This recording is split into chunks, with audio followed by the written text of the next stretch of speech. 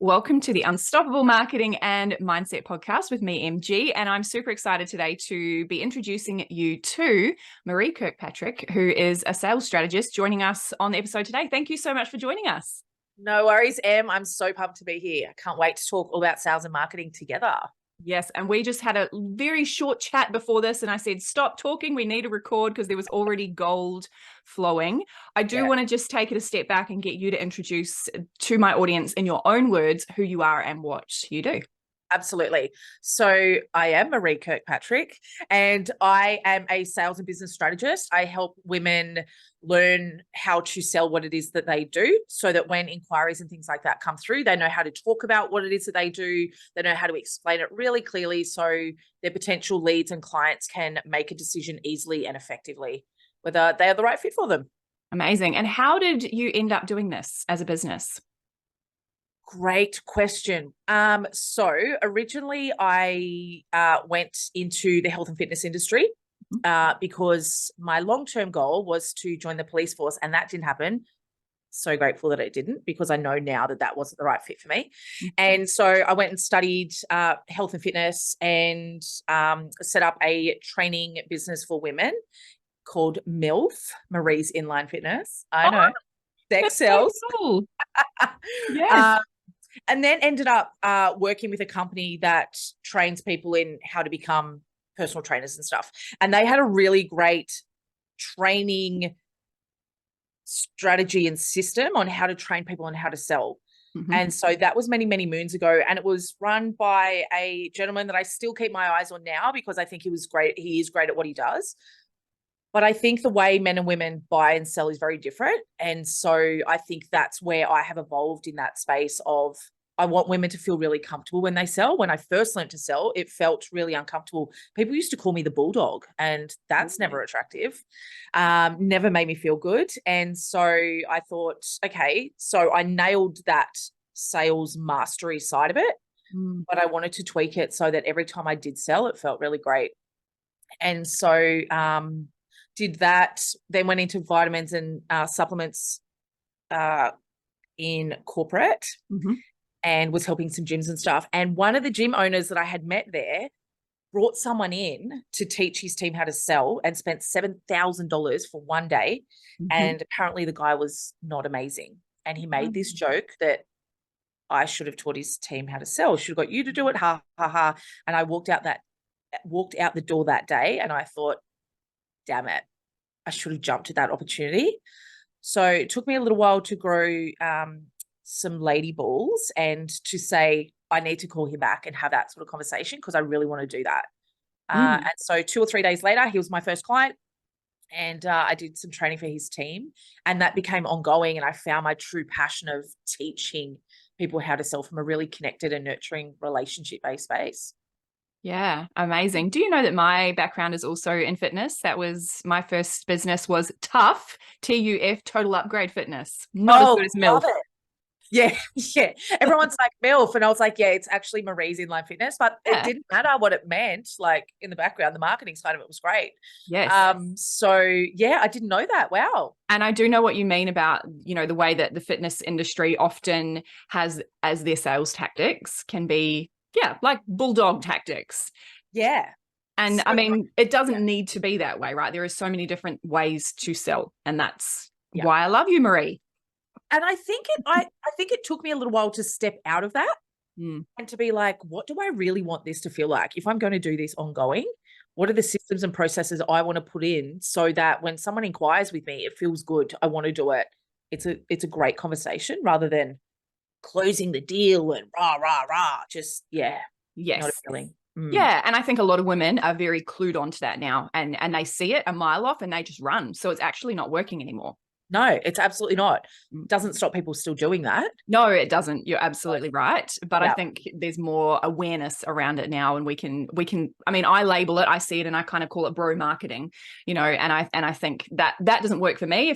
If someone is selling to me in that kind of energy, it just is a huge red flag, and I'm out. Same with me. Yeah. I think everyone wants to buy. Mm. No one wants to be sold to. Yes. Doesn't people talk about having like gaydars and stuff like that. I feel like I have that from a sales perspective, and I feel like my gut will sit there and be like, this is not good. Like either let me teach you how to sell, or like, yuck, I just don't want to play in that space, So Absolutely. So with all of this in mind, what we were talking about before we went live on the podcast is the difference between sales and marketing. I obviously use the term bro marketing. I've never used the word bro sales. We totally could. But there is a difference between the two, right? A lot of people think, well, I've got my marketing down, but I'm not making any sales. Or I know my sales process, but I'm not really sure what I'm doing for marketing. They need to both obviously work in conjunction with each other. But what, in your opinion, or can you speak into what the difference is between sales and marketing? Yeah. So in my world, or the way that I look at it, and everyone may not agree with me, and that's okay. I'm okay with that. I feel like the job of marketing is to bring in the leads. I feel like the job of sales is to convert the leads.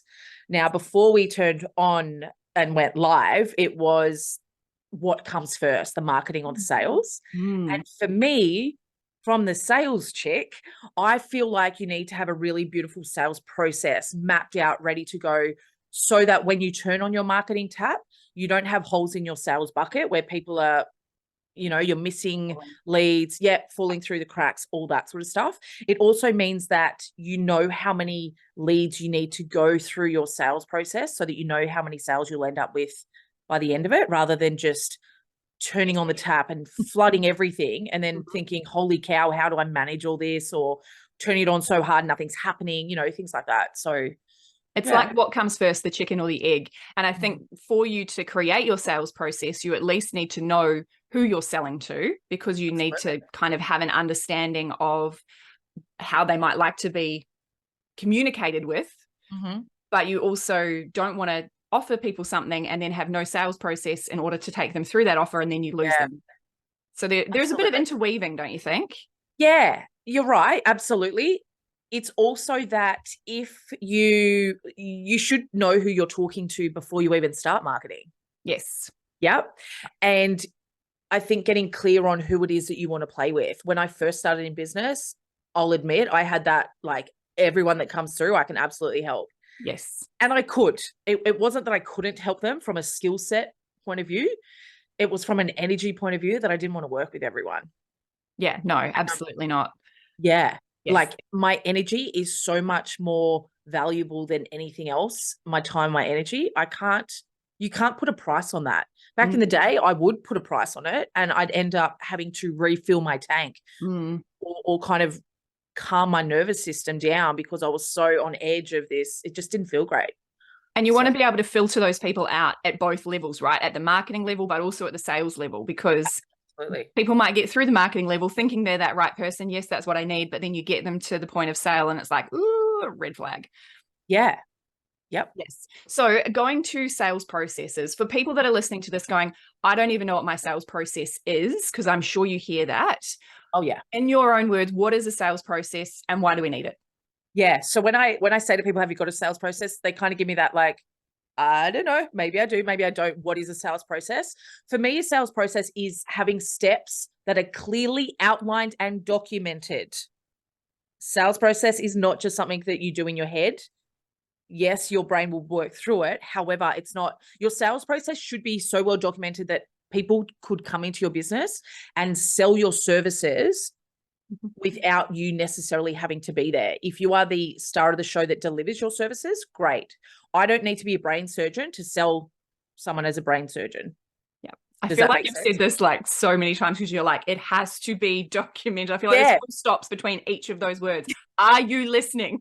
Yeah, because I ran a workshop. I ran a 3-part series workshop for a local council recently, and one gentleman had been in business for a fairly long time. And I said, could I walk into your business and sell it? And he said, I don't know what you know about my business. I was like, okay, cool. Great. All that should be documented. I should be able to know what sort of questions I should ask your potential clients to know whether they are going to be the right fit, whether our products and services right for them. I don't need to be able to deliver your services. I need to be able to sell your services. Two very different jobs in a business. Absolutely. And so it's about having those steps documented really clearly that allows flow within your sales, flow within your sales conversations. How do you take someone from understanding where they currently are, understanding what it is that they want, and how your products and services will deliver that, to then transition into talking about your products, your services, your prices. Price is not the first part of the conversation. Even if they ask, how much are you? That comes later on down the track. And then what happens if someone has questions or gives you an objection in inverted commas? What does that look like? How do we overcome that? How do we keep working through to see if it really is the price that's the issue? And then how do we onboard and have a beautiful relationship with that? As well as what happens if someone doesn't buy from us? What would that look like moving forward?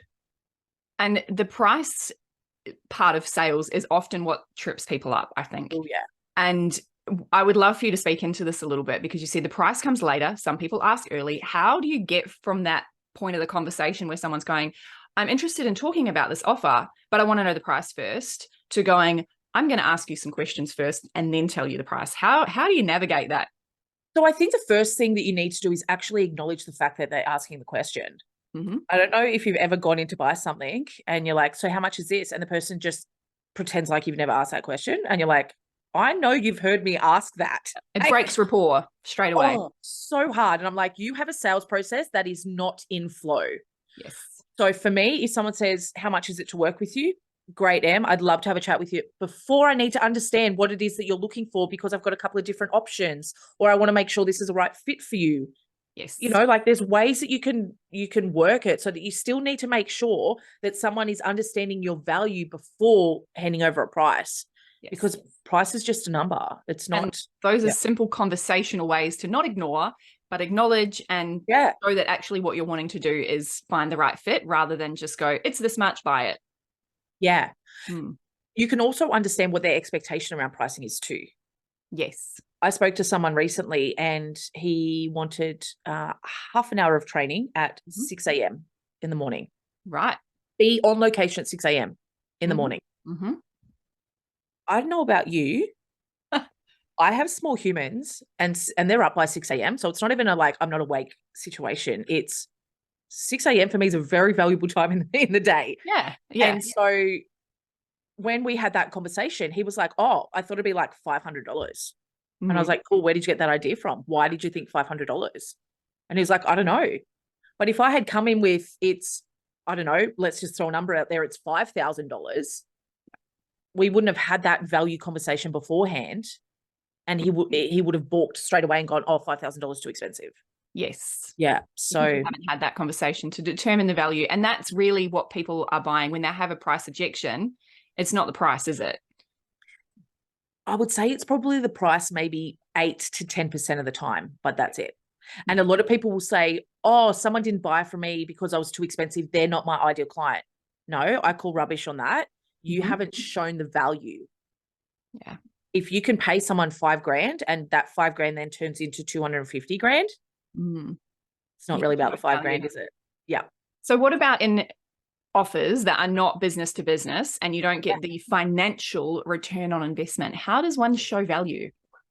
So you need to understand there still is value there, but value doesn't need to be an ROI. It doesn't need to be a financial return on investment. It can be an emotional purchase. People buy a Porsche not because it gets them from A to B. No. And it's not the cheapest car in the market. Let's be honest. It gives them that emotional high. It gives them a feeling. It gives them that sense of whatever it is for them. But Porsche aren't sitting there saying you will make an extra $1 million if you drive a Porsche. It's not about saving money when you buy a Porsche. No, absolutely not. It's about looking like you wouldn't even need to save money if you tried. Yeah, it's like that you're flicking the money out the car window as you drive by. So value doesn't always have to be a financial value. Sometimes there's an emotional value that helps people move forward. And it's about understanding what it is that people are coming to you for. It's the same. I use the handbag example quite often. You can go to Kmart or Target or Big W or somewhere and buy a really cheap handbag that does the job. Hold your phone, your wallet, your itty bitty bits, keys, all that stuff.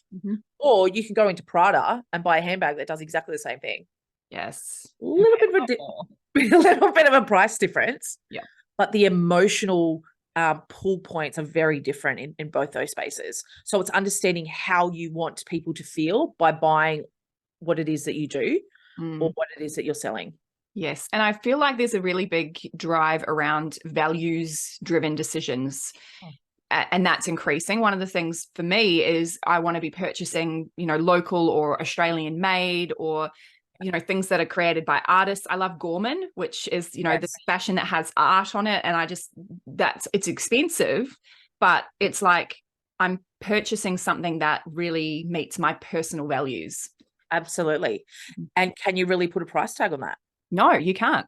Because, I could buy the handbag that I got from Gorman. I could go and get one from, Kmart. It wasn't as expensive as a Prada bag. That's for sure. But they were the two extremes of the course. Absolutely. Yeah. Of course. And we can see those because the extremes they are so extreme. You can literally get a handbag from Kmart for $10. And I have one, and actually I get comments on it. Yeah. Absolutely. So you never know. Yeah. You never know. Yeah. You go. I was going to say, just around the values, I didn't realize how important that was for people until we started one of our second businesses. Well, it wasn't my second business, but it is currently one of our second businesses. And we make breastfeeding tops for women that are made and designed by women for women. Yes. And being able to use that. Yeah. Such a huge selling point that I didn't even think about when we went down that road, because it was important for my own values. I didn't consider it as a consumer value until we did market research. And I said, why did you buy it? Well, it's made for women in Australia by women. That's cool. Yeah. And other women appreciate that, because if you have that value, other people likely have that value as well. True. Amazing. I want to ask you the question around what you see as the biggest mistakes people make when it comes to sales. Yeah. There's a fair few. Should we go with like the top 3? Yeah, okay. Let's see if I can narrow this down. I think some of the biggest mistakes that people make is one, that they think build it and they will come. Tell the right person. If they're my ideal client, they will just shut up and buy it. And I don't even need a sales process. Like, it's really easy. Yes. I recently inquired about purchasing a service from a lady that I knew was a gun. Yep. I absolutely knew she could help me. She could drive me forward. The price was on point. She wasn't overly expensive. She wasn't overly cheap. But it took her over 3 weeks to convert me, because she didn't have a sales process that led me from where I am and gave me a plan to move forward. I got off one of the calls in complete overwhelm. Yeah. And I was like, I really want to throw money at you. Yes, but you're not making this easy for me. You're making it really, really freaking hard. Like, let's be honest. So at that point, did you say, should we do a service swap? Instead of me paying you, I should help you with this. Yeah, no, I didn't. I thought about it. I thought, man, I could really help this lady, sell what it is that she does, because I think she's great at it. Yeah. But instead, what I did was I went and tried to find someone else. Yes. Right? So she's losing the sale, even though she's amazing at that service. Yeah. And I know not everyone's like me. I will actually go back and say, hey, I really want to work with you, but I need you to sell it to me better. Other people would just go, oh, I'm going to keep searching until I find someone that knows, that really gets me. It's not that I was in overwhelm. I felt like she didn't get me, which equals overwhelm for me. I also could identify that it was because she didn't have a sales process, but that's because I'm training what it is that I do, clearly. But I then went and inquired with 2 other people. She was just lucky that those 2 other people couldn't sell either. And so I went back and I was like, what is it that I want? Let me show you and be really direct of, this is what I want. Can you provide it? And but not everyone's going to be able to do that. No. And not everyone is comfortable to do that. Not everyone is willing to spend the time and energy to do that either. And so I went back and was really clear with her, and we've ended up working together. We haven't started yet, but I've made the decision and the ball is rolling. But I will definitely be having that conversation with her of like, let me help you, show you ways to help people make better decisions and easily for you. I think the second thing that people can really stuff up when it comes to sales is that they don't actually show the benefits and the value of why they should be working with you or should be purchasing your products. They talk so much about the features. Yes. It's an online course. It's a 12-week course. It's this, it's that. If we go back to the bags, it's got an inside pocket. It's got an attaching little wallet thing that clips on. all features. What are the benefits of all of this? Mm. What's it going to make me think? What's it going to make me feel? What am I going to, what's, 6 months down the track of either buying that product or service, or 12 months down the track, what does that look like for them? Future moving is brilliant in that space.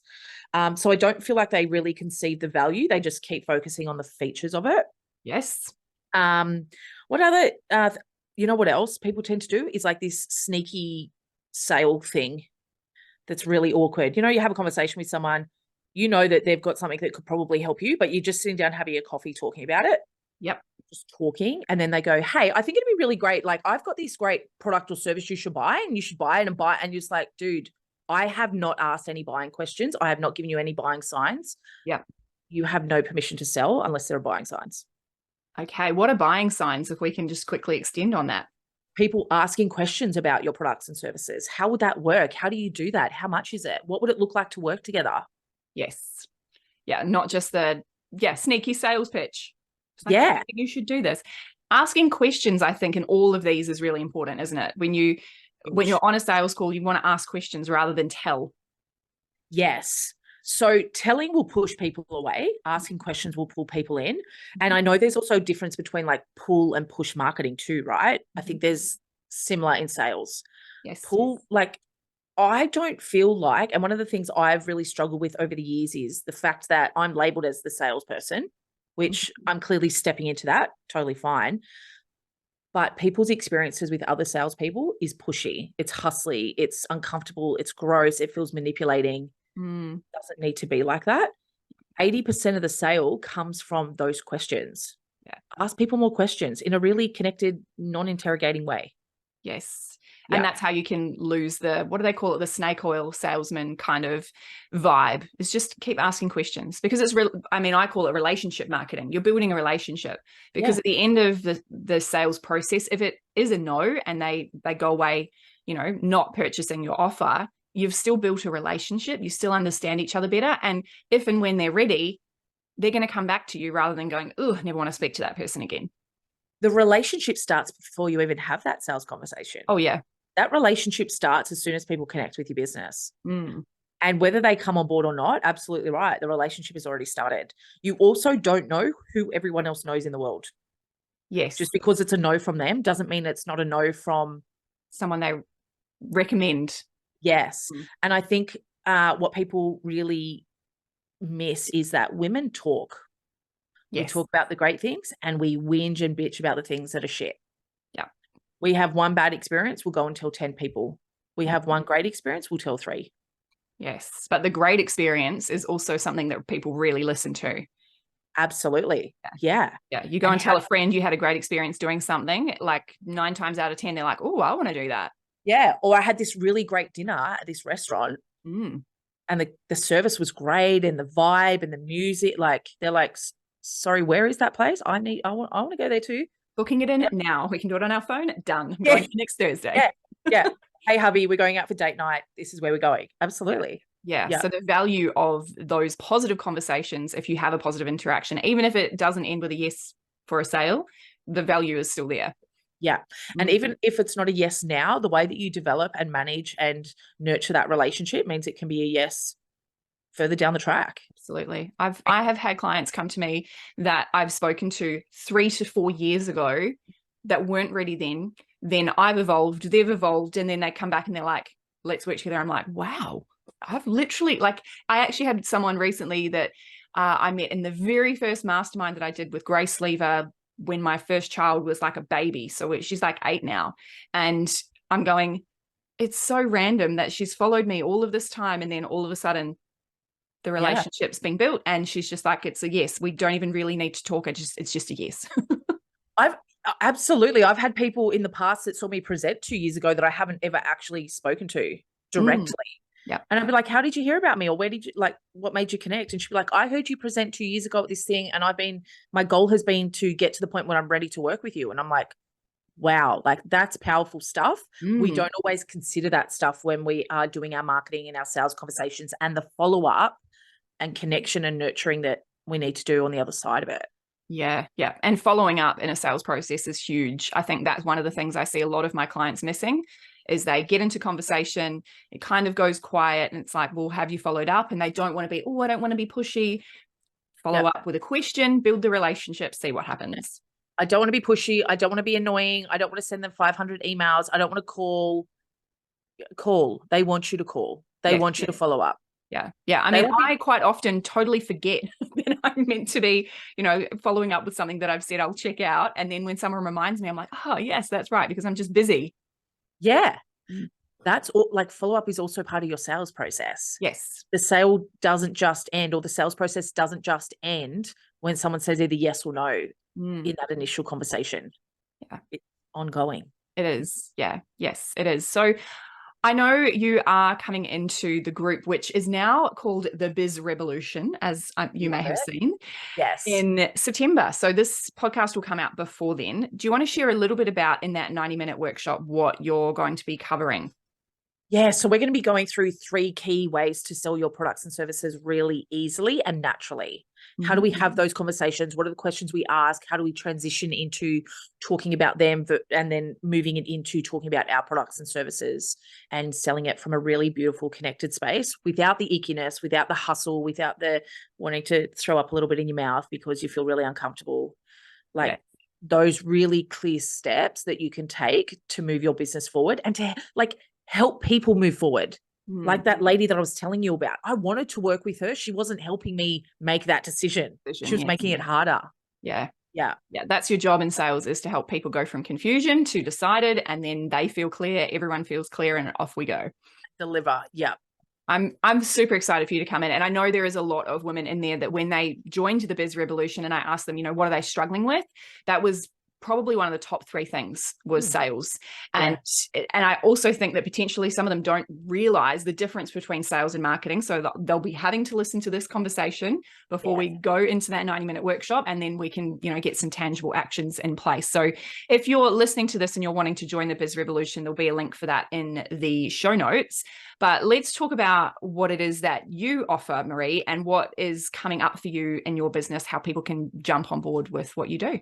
Yeah. So like you were saying, I think a lot of, I deal mainly with women because I feel like if we can put more money and impact into women, it's a game changer on so many levels. Yeah. Women are raising the kids. Oh, agree. Yeah. So I know you've got 2 girls. I'm the opposite. I've got 2 little boys, and I don't want them to feel like if they ever end up getting married or having kids or anything like that, that the woman cannot make money and stand on her own 2 feet. I want to be able to empower women, make your own money. A man is not a plan, all that sort of cool stuff. Why have I not heard that before? A man is not a plan. Why are you joking? Oh my gosh. I love that. Yes, a man is not a plan. And to be able to have their own financial freedom and choice. I know that whatever happens in my marriage, in my life, with my kids, anything, I have the capacity to make money, and money can get you out of many, many, many situations quite easily. There's not a lot that money can't solve in that space. So I'm really passionate about helping women. And like you were saying, some women don't realize that they need to know how to sell what it is that they do. And so there was this, it kind of hit me like a ton of bricks, that women need a space to learn how to sell in a safe place. This came up for me, how do I handle it? Someone said this, someone gave me this objection. How do I work through it? What would that look like? And so we are about to launch Her Sales Club, which is an online membership specifically for women. I've already had men inquire and say, no, sorry, no dudes allowed. Because as I said, men and women sell very differently, and I want it to be a really safe, connected space. So I will be teaching you how to sell what it is that you do. I will be showing you how to set up sales systems and processes within the business to optimize what it is that you do, to look at the way that you sell, to look at the things that you sell, just getting really deep and dirty into making sure that your business is profitable, that you can sell, that your team can sell, that you've got the systems and processes there to support you through it all. I love this. So when is it launching? It will be launching at the start of September. Woo! That's exciting. Will there be a wait list for people to join? Because I could put that in the show notes if there is one. Yes, there will be. We are just figuring out the best way to get the right people in. Yes. This is a high level place. This is not a just starting business, trying to figure out what you want to start or anything like that. There's a time and a place for that. Her sales club is not that place at the moment. This is about women that have already sold what it is that they do. Yes. But they feel like they've kind of winged it to get here. Yes. Okay. And that's okay until you've been Maree-fied. You're allowed to just be winging it. But once you know how to sell, that process will just be so sexy for you. So easy. You wonder why you didn't do it earlier. Yes. Okay. So if you're listening to this and that sounds like you, then we'll get a link to the waitlist to put in the show notes. Absolutely. And otherwise, how would someone work with you? So I work with people from a one-on-one point of view currently at the moment. So I go into people's businesses and pull it all apart and then reconstruct it back in so that it's optimized for sales pages, follow-up systems, talking about what it is that they sell, looking at their messaging and making sure their messaging, their marketing and their sales is all interconnected. They are not separate things. I talk to some people and they'd be like, I need more leads. And then you look at their database and they've got 10,000 people in their database or on their email list. Your problem is not leads. Your problem is conversion. Conversions, yes. You need to convert. And so it's not about having more leads. It's about having quality leads with higher conversion. Some clients that I go into don't need 100 leads. Once I've taught them to sell, if I gave them 100 leads, they may be under the table rocking, thinking, I can't service all these people. Yeah, absolutely. And then we look at how we grow their business from that point of view as well, right? So yeah, I work with people one-on-one in that space. I also do team training and workshops and things like that as well to help people really get the juicy stuff on quality selling. Awesome. Okay. So we'll put a link to your website. What's the best place? Where is the best place for people to connect with you? So you can find me on either Facebook at Maree Kirkpatrick, Instagram at Maree Kirkpatrick, LinkedIn, Maree Kirkpatrick. If you connect on LinkedIn, don't just invite me to connect. We actually have to talk. I want to know who you are. Yes. Okay. So if you've found Maree through the podcast, actually send her a message and say, I found you through MG's podcast. Absolutely. I've seen so many people that are like, we should connect. And I'm like, what made you reach out? And then it's crickets. And I'm like, you're not my people. Yeah. Okay. Yes. Build the relationships. Build the relationships. Yeah. I have one question to finish off, which I, at the end of every interview, go, I'm supposed to ask this question in every interview of the Unstoppable Marketing and Mindset podcast. And that is, what makes you feel unstoppable in business? Oh, that's a deep, big question. What makes me feel unstoppable? I think it's those moments when my clients have wins and I want to jump up and down on my bed and scream at the top of my lungs, thinking, I can't believe this is my life and this is what I get to do. Yes, I just got goosebumps. Woo. Yeah, like it's really powerful stuff. Yeah, those moments are cool. Very cool. Yeah, I feel like I'm that little puppy dog with my head out the window with the tongue that's just like living the best life. Like people, because women winning is so cool because it doesn't just impact them. Then they have happy kids. They then have happy relationships. Then it just beautiful ripple effect. It's so wicked. Yes. And I love that this is how we're tying the beautiful bow at the end of this podcast, because it's one of the most important things in my own values. But also I love that I bring people onto the podcast and they seem to have the same value. Like I didn't know that was something that was so high in your values. It's come up 2 or 3 times, but consistently when we have these conversations on the podcast, it comes up. So it's beautiful. We attract the right people in when we have these conversations. Yeah, I actually feel quite emotional about it because I would hate the idea of a woman feeling stuck financially in where they're at. I support a domestic violence shelter. And even recently I was like, how can I help these women more than just the money side of it? Can I go in and talk to them about making money or selling or something along those lines? I also realized they're not at the right place and space at that time, but it's something I'm really, really passionate about, I love that. Yeah, it can be a huge game changer in this world. Once you know how to sell, you will never struggle for money, ever. Even if you're not in your own business. People always need salespeople, always.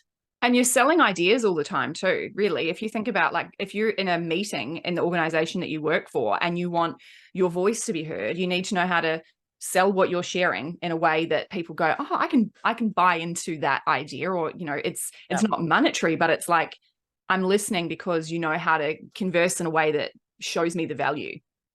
It's even in relationships. Yes. Sales is everything. Yeah. If you're in a relationship, you've sold yourself to someone to say, I choose you. I want to hang out with you more. I want to see, where this goes. if you have bought things you've been sold to. Like, it's not, sales is not this big, angry, rah thing. It's connection. Not the bulldog. No, it's absolutely freaking not. It's those relationships, connections. Yeah. Making the world a better place. Yeah. Sales can make the world a better place. I love Yeah. this. It's not the conversation that many people are having, but it's a conversation that we can be having to show that sales can make the world a better place. Yeah. And I think that's part of my journey, is to figure out how I can share that message more and override the other sales techniques and ways that people sell that's not as win-win or nurturing. And hey, being on the podcast, this is one way to share it with the world. Absolutely. So yeah, absolutely.